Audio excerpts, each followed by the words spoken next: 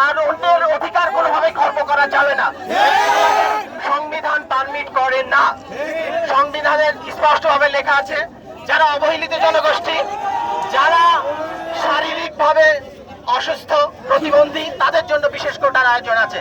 কিন্তু কোনোভাবেই একটি সুস্থ স্বাভাবিক জনগোষ্ঠীর মধ্যে কোনোভাবেই আমাদের বৈষম্য করা যাবে না আর কি। আমি রাষ্ট্রকে আহ্বান জানাই, আপনারা যেটি করেছেন সাধারণ শিক্ষার্থীদের উপরে গুন্ডা লেলিয়ে দিয়েছেন, এটি কোনোভাবে একটি গণতান্ত্রিক সমাজে গ্রহণযোগ্য হতে পারে না।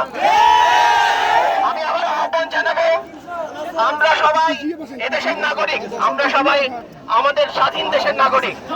আমাদের অধিকার খর্ব করে আপনারা এভাবে চালাতে পারেন না।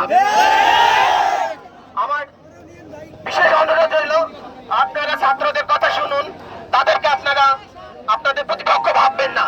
আজকে যারা এখানে আছে তারা মুক্তিযোদ্ধা সন্ধান আছে।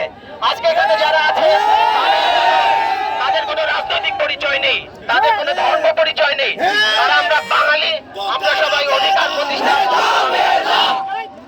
আমি আহ্বান জানাবো, আপনারা ছাত্রদের সাথে বসুন, তাদের কথা শুনুন, একটি যৌক্তিক পর্যায়ে এই সমাধানটা করুন। এভাবে একটি রাষ্ট্রকে আপনারা ভয়াবহ পরিণতির দিকে ঠেলে দিচ্ছেন, তাই আমি প্রথমত সরকারকে দিতে চাই। কোনোভাবে সেদিন দেখলাম ওবায়দুল কাদের সাহেব বললো যে ছাত্রলীগ তাদেরকে প্রতিহত করবে। How it is possible?